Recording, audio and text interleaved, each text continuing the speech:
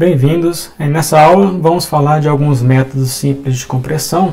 O primeiro deles é o RLE, que significa Run Length Encoding. Então a ideia do RLE é verificar repetições de símbolos e codificar essas repetições de símbolos, dizendo quantas vezes cada um dos símbolos aparece. Então, nesse exemplo aqui, suponha que a gente vai codificar aqui essa string.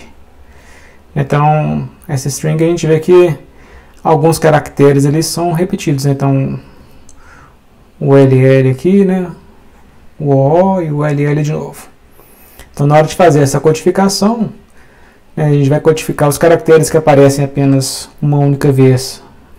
Então, ele vai aparecer apenas uma única vez, e quando o caracteres que aparece mais de uma vez, a gente faz uma codificação para ele, dizendo quantas vezes aquele caractere apareceu. Então, o número 2 aqui indica o número de repetições do caractere que vem em seguida. Então, no primeiro caso aqui o L, são 2 L's, no segundo caso são 2 O's, e no terceiro caso são 2 L's. Então, para poder distinguir se efetivamente se a gente tem a sequência 2L ou se são duas vezes a letra L, a gente precisa colocar um marcador para poder falar que o que vem ali depois, aquele número que está vindo depois, o 2, na verdade ele não é o algarismo 2 que aparece na sequência, mas sim o número de repetições do próximo símbolo. Então nesse caso aí, a gente estaria utilizando o arroba para fazer essa marcação, e aí a gente teria que ver uma outra forma de representar o arroba na nossa codificação. Aí esse método aí, por exemplo, ele é utilizado, o RLE, nos métodos de compressão, esse MNP5, que era utilizado nos modems antigos. Na verdade, era um método que juntava o RLE com outro tipo de codificação, conseguindo aumentar a taxa de compressão dos modems.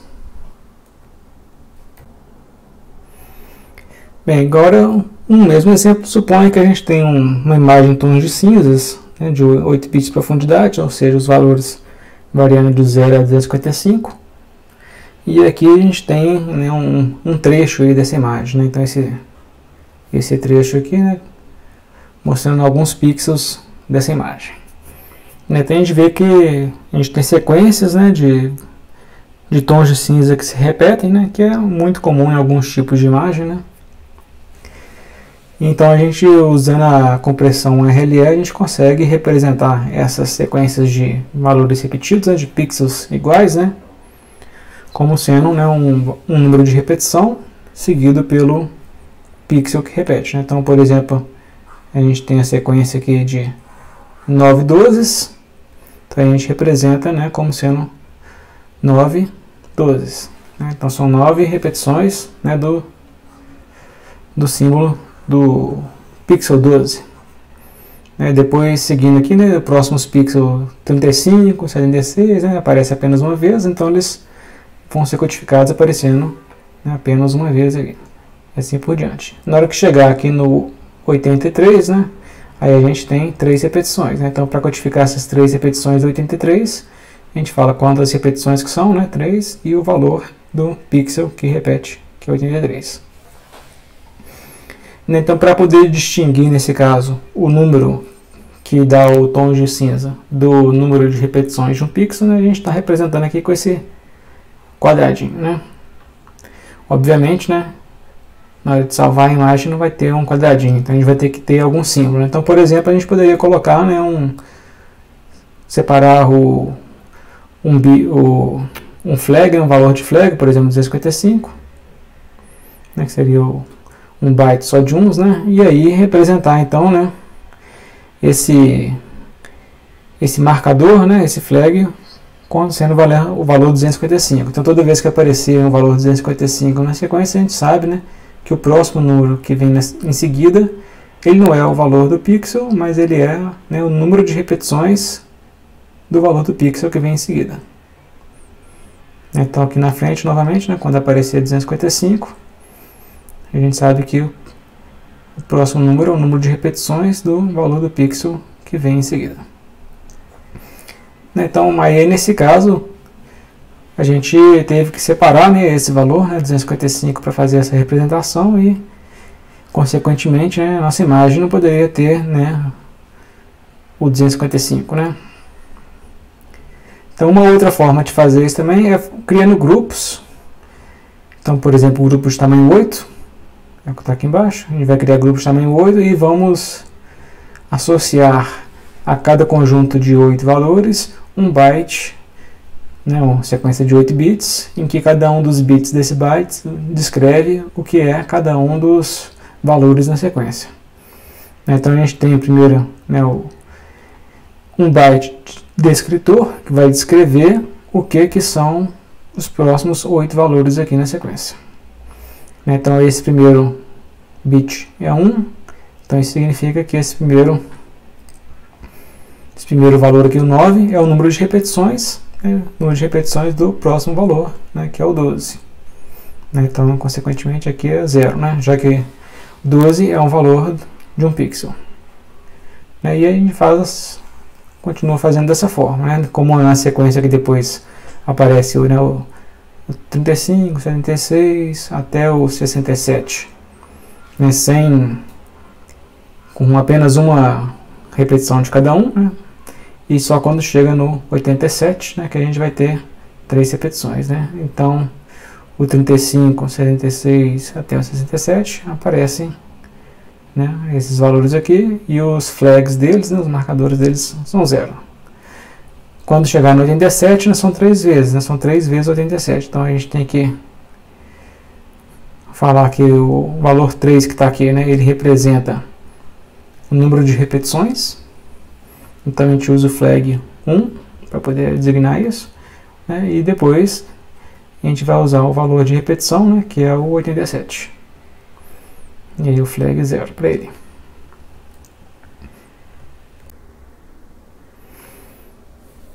Bem, então nesse link, né, vocês vão achar um notebook aí, que é um guia, né, mostrando um exemplo de codificação RLE para a imagem do jogo Mario. A gente sabe que essas imagens desses jogos antigos, né, tem muitas regiões com a mesma cor, né, então são o tipo de imagem boa para ser codificada utilizando RLE.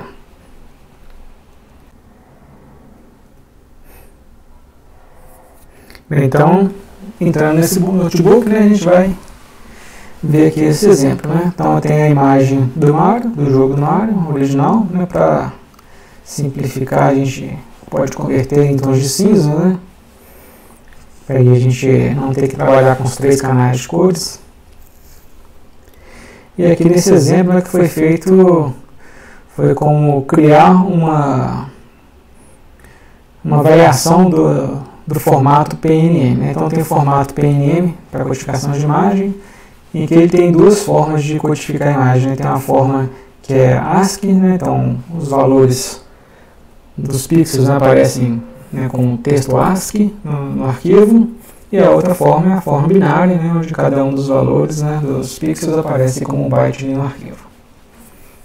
E para distinguir um do outro, né, tem uma informação no cabeçalho do arquivo, né? Então o cabeçalho do arquivo ele fala as dimensões da imagem e a informação da qual a codificação, né, se é usando o ASCII ou se é binário, né, que ele chama de R6 e o R3.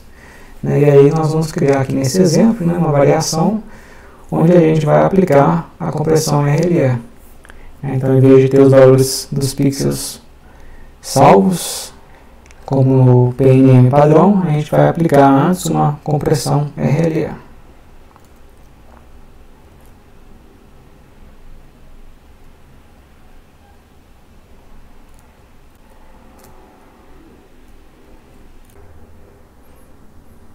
Bem, então a gente vai ter 2 funções aqui, né? A função image to PRM e PRM to image, né? Para poder converter, né? Salvar a imagem num arquivo de imagem PRM e para ler um arquivo de imagem PRM, né, no Octave ou MATLAB. E aí os dois, né, eles verificam, né? Então no caso de salvar, ele salva, né, a informação do cabeçalho e depois os valores dos pixels, né? E o contrário aqui na decodificação, né, vai ver dependendo da informação do cabeçalho, de qual codificação está marcada no cabeçalho, vai fazer uma codificação de uma forma diferente, de um jeito ou do outro. Né, e aí a gente está usando, né, a função RLE do próprio MATLAB, né, do Octave, né, para poder fazer essa codificação. A função, então, depois é interessante dar uma olhada no help da função, né, e ver como é que ela funciona. Né, ela não faz aquela marcação do jeito que a gente mostrou nos slides anteriores. O que ela faz é ela te dá dois vetores, né, onde um fala o número de repetições e o outro te dá o valor dos pixels, né, ou das strings, né, os símbolos que vão repetir, né. Então aqui no final, né, tem aqui a comparação, né. Então a gente tem aqui a imagem original, né, o número de bytes que ela ocupava, né, a imagem comprimindo ali, né, usando agora essa variação, né, do PNM, né, usando o RLE. Então tanto o caso em que a gente está usando o RLE em cima do ASCII, né, e no caso binário também. Então a gente vê aqui, né, que a gente tinha uma imagem original de 57.000 bytes aqui, né, passou para 24.000 bytes nesse caso, e aqui para 8.000 bytes, quase 9.000. Um outro tipo de codificação é o Move to Front. Né, então a ideia no Move to Front é que a gente tem um dicionário e que a gente vai codificar os símbolos, né, usando o índice desses símbolos no dicionário, e esse dicionário vai alterando à medida que a gente vai codificando, né, de forma que a gente coloque o símbolo que acabou de ser codificado sempre no início do dicionário. Então os símbolos mais frequentes, né, consequentemente, vão ficar mais próximos, né, no início do dicionário. Então esse aqui é um exemplo, né, que está no livro do Salomon, e aí supõe que a gente vai codificar essa string aqui. Então se a gente for utilizar o dicionário para codificar essa string, e supondo que o nosso dicionário, vamos supor a codificação sem utilizar o Move to Front primeiro, né? Então o nosso dicionário tem apenas, né, esses símbolos aqui, que são os símbolos que aparecem ali no nosso universo ali da string, né? A, B, C, D, M, N, O, P. Então o primeiro símbolo que aparece na nossa sequência é o A. Então o A é o primeiro dicionário, então está no índice 0. Então a gente vai codificar ele com 0. Depois o próximo é o B, e aí a gente vai codificar ele com a posição de onde está o B no dicionário, que é a posição 1. Né? Então o B está na posição 1 do dicionário, então a saída da codificação é 1. Depois o próximo símbolo é C, o C está na terceira posição, né, que é o índice 2, então a saída do codificador vai ser 2. E assim por diante. Né? Então a gente vê que ao longo aí da codificação, o nosso dicionário se mantém sempre o mesmo, né? E não muda. Então quando chegar lá na frente a gente vai codificar esse novo A aqui, né? Aqui na frente, e a gente vai codificar ele com 0 novamente, porque o A continua na primeira posição do dicionário. Agora aplicando o Move to Front, o que vai acontecer é que esse dicionário vai mudar à medida que a gente vai codificar a sequência. Então codificando primeiro o A está na primeira posição do dicionário, então a saída vai ser o 0. Agora continuando, o próximo a codificar é o B. Então o B está na segunda posição, então a saída do dicionário é B. É 1, né, que codifica, representa o B. Aí agora a gente muda o B para o início do dicionário. Né? Então na próxima instante o B já está aqui na primeira posição do dicionário. No primeiro caso não precisou mudar o A, né, já que o A já estava no início, né? Então ele permaneceu onde estava. Aí agora quando a gente codificar o C está na terceira posição, então o índice 2. E aí a gente pega o C e manda ele para o início do dicionário. Então agora, né, nosso dicionário tem o C aqui no início. Aí o próximo a ser codificado é o D. Então o D está na posição, é o quarto do dicionário, na posição índice 3. Então e a gente agora vai pegar o D e mover ele para o início do dicionário. Então ao mover ele para o início do dicionário, o D fica na primeira posição. E aí o próximo próximo símbolo para ser codificado é o D. E aí o D agora já está na primeira posição, então a saída vai ser 0. A gente move o D para o início, né? Já está no início, continua lá. E o próximo símbolo a ser codificado agora é o C. Então C, agora ele está nessa posição aqui, na segunda posição, então a saída é 1. A gente move o C para o início do dicionário. E aí a próxima símbolo a ser codificado é o B. E aí vai seguindo, né, assim por diante. Então dá para ver que a ideia, né, é que se aqueles símbolos que ocorrem muito, eles vão ficar, né, próximos do início do dicionário. Símbolos que são pouco frequentes vão ficar no final do dicionário. Bem, então a vantagem da gente utilizar o Move to Front, né, que a gente vai utilizar na média, né, índices pequenos para poder codificar, né, representar, né, os nossos símbolos da sequência.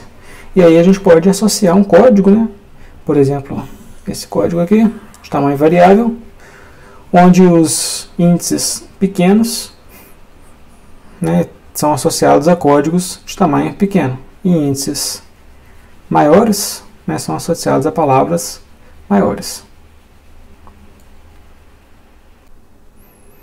Outra opção também, né, seria utilizar, né, uma codificação Huffman ou uma codificação aritmética sobre a saída do codificador no Move to Front. E existem aí algumas variações, né, do Move to Front. Tem esse Move Ahead K e o Move C and Wait C and Move, né? Então o Move Ahead K, né, ele vai fazer com, ao invés de você levar o símbolo diretamente para o início da fila, você move ele cá posições em direção ao início. E o Wait C and Move, né, você tem que ter um contador, né, de quantas vezes os símbolos estão ocorrendo, e depois que o símbolo aparecer C vezes, aí apenas depois você move ele em direção ao início da fila, né? Ou move para o início da fila, ou poderia ser uma variação dos dois métodos aí, né, que seria move ele em direção ao início da fila, com posições. E aqui a gente tem, né, mais um notebook com um exemplo aí do Move to Front. Então esse exemplo aqui, mais uma vez, né, é a codificação da imagem do jogo do Mario. Então depois vocês podem dar uma lida aqui no notebook e acompanhar aqui passo a passo, né? Então o que foi feito aqui, criar duas funções, né, uma para fazer a codificação e a outra decodificação do Move to Front. Essa aqui é a implementação exatamente do Move to Front, né? Não é aquelas variações, né? Então é até um exercício interessante quem quiser, né, fazer alguma das variações. Então ao final da codificação Move to Front da imagem, a gente vê aqui, né, um histograma dos índices, né, que são usados para codificar a imagem. E a gente vê então que os índices menores, né, têm uma frequência bem maior. Né, e aí depois, fazendo aqui uma codificação de Huffman, né, então criando um dicionário de Huffman e codificando esses índices, né, da saída do Move to Front, né, usando o código de Huffman. Então aqui o código de Huffman que foi criado, né, então associando palavras pequenas aos símbolos, aos índices menores, e palavras maiores aos índices maiores. Né, e fazendo a compressão aí, né, e salvando o resultado dessa representação usando Huffman num arquivo, né, esse mario.mfh. Né, e aí chegando no final, né, um fator de compressão de 6.62. Então depois, né, recomendo que vocês deem uma olhada aqui nesse notebook, né, seguindo passo a passo, executando cada um dos comandos, né, e entendendo o que está sendo feito em cada uma das etapas.